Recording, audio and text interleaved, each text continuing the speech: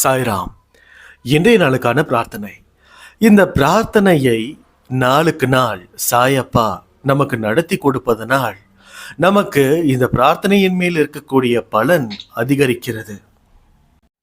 இந்த பிரார்த்தனை அனுதினமும் நடக்க தொடங்குவதனால் நிச்சயமாக நம்மளுக்கு இருக்கக்கூடிய எல்லா விதமான சந்தேகங்களும் முடிவடைகிறது.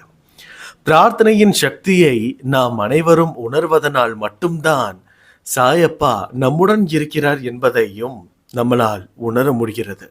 அந்த வகையில் இன்றைய நாளுக்கான பிரார்த்தனைகள் என்னென்னு பார்ப்போம். இந்த நம்பிக்கையுடனே இந்த பிரார்த்தனையை நாம் அனைவரும் செய்வதன் மூலம் நிச்சயமாக சாயப்பா அதற்கு ஏற்றவாறு நமக்கு நடத்தி கொடுக்கிறார் என்பதில் எந்தவித சந்தேகமும் இல்லை.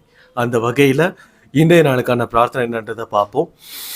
ரமேஷ்னு ஒருத்தர், இவர் குடிப்பழக்கத்தில் இருக்காரு. இந்த குடிப்பழக்கத்தை இவர் மறக்கணும்னு சொல்லி இவங்களோட வைஃப் ஒருத்தங்க ப்ரேயர் வச்சுருக்காங்க.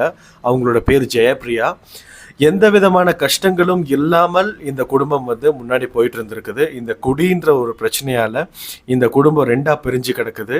இன்றைய நாளில் இந்த ஜெயப்பிரியான்றவங்க டிவோர்ஸ்க்கு அப்ளை பண்ணலான்ற ஒரு மனநிலையில் இருக்காங்க.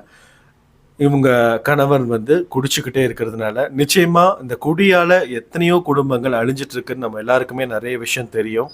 அப்படி இருக்கும்போது இந்த ஒரு ஆண்மகன் தான் இந்த குடும்பத்துக்கே ரொம்ப ரொம்ப முக்கியமானவர். அப்படி இருக்கும்போது இவர் இந்த குடிப்பழக்கத்தில் இருக்கிறதுனால இந்த குடும்பத்தால் செழித்து விளங்க முடியாமல் இருக்குது.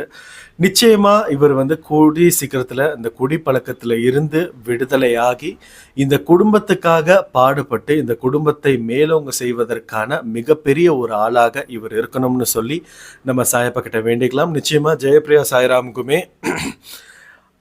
டிவோர்ஸ் பண்ணோன்ற அந்த மனநிலைமை மாற்றி இவங்க குடும்பத்தோட ஒற்றுமையாக இருக்கணும்னு சொல்லி நம்ம சாயப்பா கிட்ட வேண்டிக்கலாம். அடுத்ததாக வினோத், இவங்களோட குழந்தை இப்போதான் பிறந்திருக்கு. பட் குழந்தை பிறந்து 2 நாட்கள் முழுவதுமாக உடம்பு கொஞ்சம் முடியாமல் இருக்குது, ஹெல்த் கண்டிஷன் ரொம்ப கம்மியாக இருக்குன்னு சொல்லி ப்ரேயர் வச்சுருக்காங்க. நிச்சயமாக சாயப்பாவோட ஆசீர்வாதத்தினால மட்டும்தான் இந்த குழந்தை அந்த பூமிக்கு வந்திருக்கு. அப்படி இருக்கும்போது பிறந்ததுக்கு அப்புறமே இந்த குழந்தை நிறைய சவால்களை பார்க்குது. அந்த வகையில் இந்த குழந்தைக்கு ஃப்யூச்சரில் எந்த விதமான கஷ்டங்கள் வந்தாலும் அந்த பிரச்சனைகளை எல்லாமே இந்த குழந்தை ஈஸியாக ஹேண்டில் பண்ணக்கூடிய ஒரு மனப்பக்குவத்தை சாயப்பா இப்போவே இந்த குழந்தைக்கு கொடுக்குறாருன்றத நம்ம எல்லாருமே கண்ணுக்கு நேராக பார்க்கணும். பட் இருந்தாலும் அது ஒரு பச்சிலம் குழந்தை. அப்படி இருக்கும்போது அந்த குழந்தைக்கு தாங்கக்கூடிய அளவுக்கு எந்த விதமான கஷ்டங்களாக இருந்தாலும் கொடுக்கணும்னு சொல்லி நம்ம சாயப்பா கிட்ட வேண்டிக்கலாம். நிச்சயமாக எந்த விதமான ஹெல்த் கண்டிஷன் அந்த குழந்தைக்கு ப்ராப்ளம் ஆச்சுனாலும் அதை சீக்கிரமாக சாயப்பா ரெடி பண்ணி இந்த ஒரு அழகான உலகத்தை பார்க்கறதுக்கு சாயப்பா அந்த குழந்தைக்கு உதவணும்னு சொல்லி நம்ம சாயப்பா கிட்ட வேண்டிக்கலாம். அடுத்ததாக ருக்மிணி, இவங்க ஒரு ஸ்கூலில் ஒர்க் பண்ணிகிட்ருக்காங்க, ஒரு ஸ்டாஃபாக ஒர்க் பண்ணிகிட்ருக்காங்க. பட் இருந்தாலும் சுற்றி இருக்கக்கூடிய சில ஸ்டாஃப் அவங்க கூட பணிபுரிக்கக்கூடிய சில ஆளுங்களால் அவங்களுக்கு ஒரு அசௌகரியமான ஒரு விஷயம் நடந்திருக்கு, ஒரு அன்கம்ஃபர்டபுளான ஒரு விஷயம் நடந்திருக்கு. அந்த விஷயங்கள் எந்த மாதிரியான விஷயமா இருந்தாலும் அவங்க எதிர்த்து நின்று போராடி அந்த இடத்துல இருந்து அவங்க வெளியில் வரணும்னு சொல்லி நம்ம சாயப்பா கிட்ட வேண்டிக்கலாம். இதன் மூலமாக அவங்களுக்கு எந்த விதமான கஷ்டங்களும் வரக்கூடாது. ரெண்டாவது, அந்த அசௌகரியமான ஒரு சூழ்நிலையை கொடுத்த அந்த நபருக்கு நிச்சயமாக சாயப்பா எந்த விதமான தண்டனையை கொடுக்கணுமோ அப்படிப்பட்ட ஒரு தண்டனையை கொடுப்பாங்க. மனுஷங்க கொடுக்குற தண்டனையெல்லாம் ஒரு தண்டனையே இல்லை. ஏன்னா அந்த தண்டனையை கொடுத்தோன்னா அந்த ஒரு 2-3 நாள்லையோ இல்லை ஒரு மாதத்தையோ அந்த தண்டனையோட தடமே மறைஞ்சிரும். ஆனால் கடவுளாக ஒரு விஷயம் கொடுக்கும்போது ஒரே ஒரு அடியில் நிச்சயமாக அந்த வாழ்க்கையோட யதார்த்தத்தை புரிய வைக்கிற அளவுக்கான ஒரு தண்டனையை கொடுப்பாங்க. நிச்சயமாக அரசன் நின்று கொள்வான், தெய்வம் நின்று கொள்ளும்ன்ற ஒரு வாக்கியத்தோட இந்த பிரார்த்தனையை நம்ம எல்லாருமே வச்சுக்கலாம். நிச்சயமாக எந்த விதமான அசௌகரியத்தை அவங்க தாண்டி வந்திருப்பாங்கன்ற நம்ம எல்லாருக்குமே நல்லா புரியுது.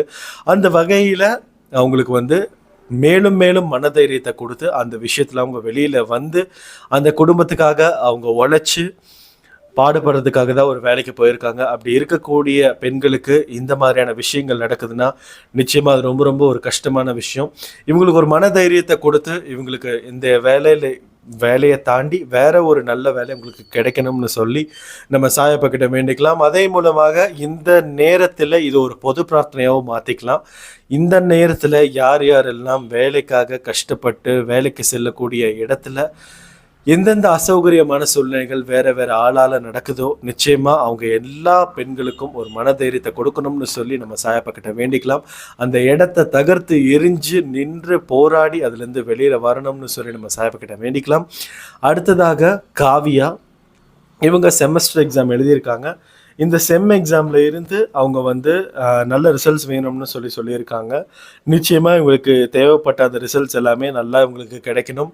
அது மட்டும் இல்லாமல் இவங்க கூடிய விரைவிலேயே அவங்களுக்கு பிடிச்சமான ஒரு ஜாப்ல வந்து பிளேஸ் ஆகி அந்த குடும்பத்தை வந்து மேலோங்க வைக்கணும். ஏன்னா இவங்களுக்கு அப்பா இல்லை, அம்மா மட்டும்தான். இவங்களை நம்பி 2 தம்பிங்க இருக்காங்க. இந்த 2 தம்பிகளையும் கரை சேர்க்கக்கூடிய மிகப்பெரிய கடமை இந்த அக்காவுக்கு இருக்கு. அப்படி இருக்கும்போது நிச்சயமா காவியான்றவங்களுக்காக நம்ம எல்லாருமே நல்லபடியாக ப்ரேயர் பண்ணிக்கலாம். அவங்களுக்கு செம் ரிசல்ட் நல்லா வந்திருக்கணும், கேம்பஸில் செலக்ட் ஆகிருக்கணும்.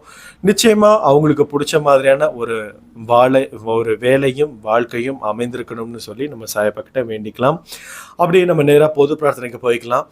இன்றைய நாளில் யார் யாரெல்லாம் பர்த்டே செலிப்ரேட் பண்ணீங்களோ, வெட்டிங் டே செலிப்ரேட் பண்ணீங்களோ, அவங்க எல்லாத்துக்குமே சாயப்பாவோட ஆசீர்வாதம் நிச்சயமாக இருக்கும்னு சொல்லி நான் வேண்டிக்கிறேன். அது மட்டும் இல்லாமல் அவங்களுக்கு எல்லாத்துக்குமே என்னென்ன தேவை இருக்கோ அந்த தேவைகள் எல்லாமே கிடைக்கணும்.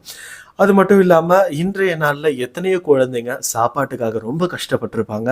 அவங்க எல்லாத்துக்கும் ஏதாவது ஒரு மூலமாக சாயப்பா உணவு கொடுத்துருக்கணும்னு சொல்லி நம்ம சாயப்பா கிட்ட வேண்டிக்கலாம்.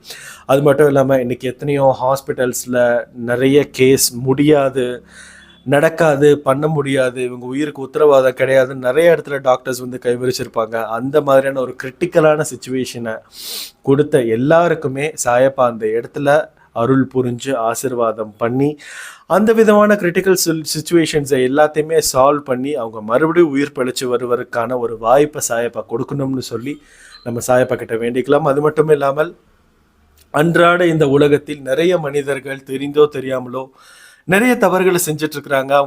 அவங்க வந்து செய்கிறது கடவுளுக்கு தெரியாதுன்னு சொல்லி நினச்சி மற்ற மனுஷங்களை ஏமாத்தணுன்றதுக்காக நிறைய தவறுகளை செஞ்சிட்ருக்காங்க. அப்படி பட்டிருக்கக்கூடிய மனுஷங்களுக்கு எல்லாத்துக்குமே அவங்களோட மூளையையும் புத்தியையும் திருத்தி ஒரு நல்வழிப்படுத்தக்கூடிய ஒரு பெரிய கடமையை சாயப்பா வச்சிருக்கிறாரு. ஸோ அப்படி இருக்கக்கூடிய எல்லாருக்குமே ஒரு நல்ல ஒரு வாழ்க்கையை கொடுக்கணும்னு சொல்லி நம்ம சாயப்பா கிட்ட வேண்டிக்கலாம்.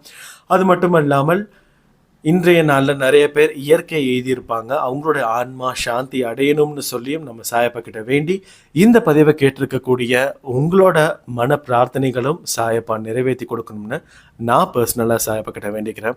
அது மட்டும் இல்லாமல் அன்பே சாய் குடும்பத்தில் இருக்கக்கூடிய எல்லா சாய்ராம்களுக்கும் நல்ல வாழ்க்கை, நல்ல ஒரு அற்புதத்தை நடத்தி கொடுக்கணும்னு சொல்லி இந்த பிரார்த்தனையை நான் முடிச்சுக்கிறேன். ஜெய் சாய்ராம்.